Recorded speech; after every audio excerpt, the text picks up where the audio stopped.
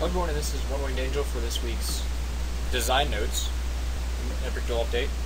I actually have some stuff that's not in the design notes, and then I've got some extra stuff I'm going to tack on at the end of this, but first and foremost, this is a news video, so we're going to start with the news, and I'm going to point out, for any of the news, I have 2 mugs hidden behind this that I didn't realize I put there. So if I go pencil, yep, I remember doing that now.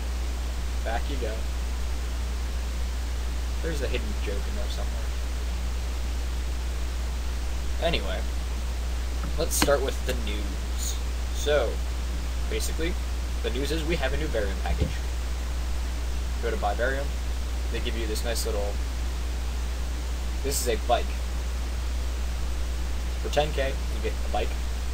10k barium. 50 bucks. 50 bucks.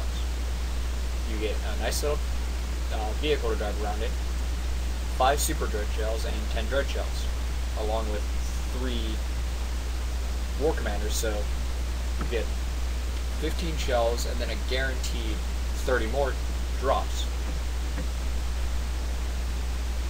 which is good. You also get a bike to run around in and some barium, so you can use all this money and upgrade those to super dread shells and do more damage. If that's how you want it. Now let me read what else is on here. Before I go any further, I'm going to change servers, log into my other character that I was using for this update, which has significance that will be explained at the end of the video. So, Char's NPC Challenge. Pretty sure I spelled challenge wrong. So I'm going to claim my free home.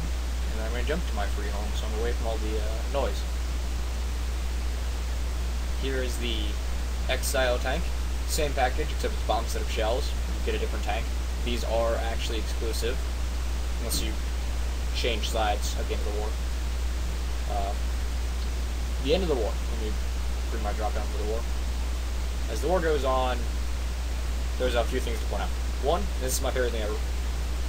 There is an actual handicap built into the war to limit the impact that massing of numbers has. Wasn't working until yesterday. Confirmed by Titan in the live stream, which I'm going to link below in the description. What else? The war prizes, which is what I was going to talk about. Click on this. If you're on the winning side and you have 150 influence, you get your war prizes, which are... I'm actually not going to be on this account. This account's got a special meeting, but don't worry about that. It's tokens, credits, or one of 2 tokens or credits, or one of 2 items. The winning side gets it for free, no questions asked. The losing side, I don't know how well this was explained, but I don't know if we still get tokens or credits for the losing side. I'm actually playing for both sides, so I can say we is the losing side. But you will have the option to buy the weapon. So the winning side gets one of the weapons for free, and you can probably buy the other one if you wanted to. But the losing side would have to pay for it. And it's a random system. It's going to randomly pull items out of a pool to do the war prize, which is a nice little system they have going on there. And that is, they did some bug fixes. One of those includes the handicap system, but that's actually the end of the official design phase. Now on to some other things. They removed the radar array. Skip my video, that's the only reason I'm showing this. The radar array from outside of the Dread Plains and outside of Ulysses' house. In Ulysses' bunker, the radar array is gone. And then if I go, just go through. It's a bit of a run,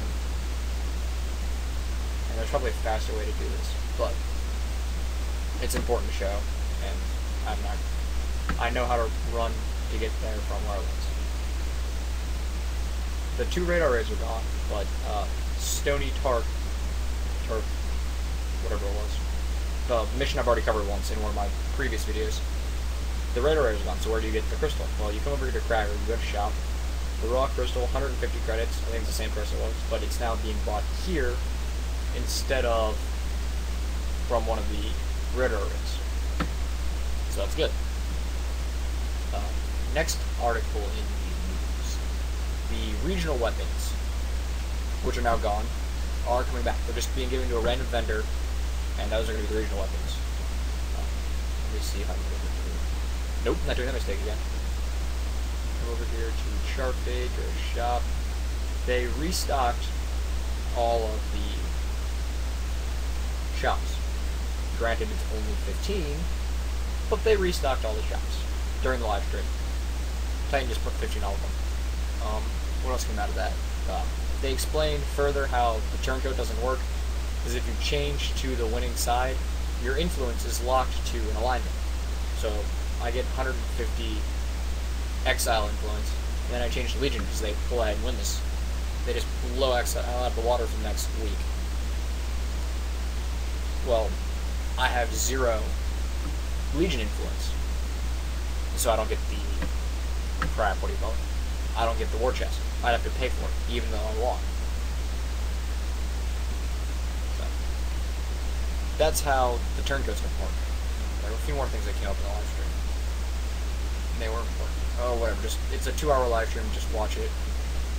It's 2 hours and 40 minutes, I believe is what it says. But whatever. Watch that. Watch the live stream. It's linked below. Now on to explaining. No, I'm just going to say actually Charfade, because a lot of this news involves Charfade. First things first. Someone asked during the live stream if anyone had gotten to level 40 just using NPCs. I'd like to point out that currently it is impossible to get to level 40 just doing NPCs, because to get through the tutorial, you have to win one 1v1 match. Oh, my puppy is barking. Anyway, I've done that one 1v1 match, not doing any more. I'm going to get as high level as I can just using NPCs. Oh, my sister's home. And that is why it's called Char's NPC Challenge. I'm just going to challenge 100 NPCs, or in this case 95. And it was technically proposed by someone in the comments, but Charfade worded it in a way that kind of sounded like a challenge to me. Next. I just blanked for a second.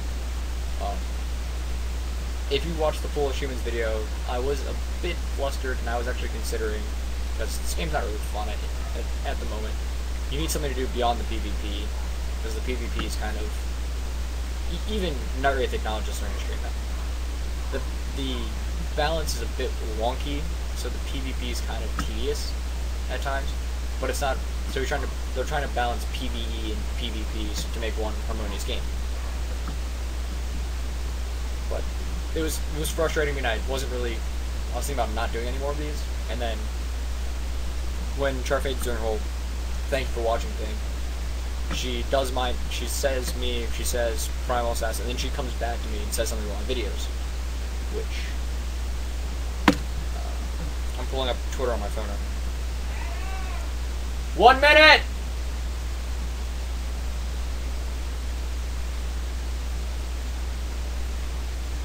Actually, the tweets are actually on my phone right now. From @Charfade, @Vince Fury, you're welcome. Keep up the great videos. So, that's a short, like 2 words or 3 words shorter than what you said in the video, but that's my like one little support of you should keep doing this. I mean, developer support. Isn't that what all YouTubers strive for? That they're doing if they're like focusing on one game, it'd be great for the creators of the game to acknowledge it, like Achievement Hunter. Achievement Hunter, the latest TED update for the PS3 and the Xbox 360. On the map somewhere is a hidden tower of pimps. That's recognition from the developers. They like what you're doing. That's my recognition, so I'm gonna keep doing this. Anyway, that's the end of my little rant. We've got the news. We got a little bit more than the news and random crap. See ya.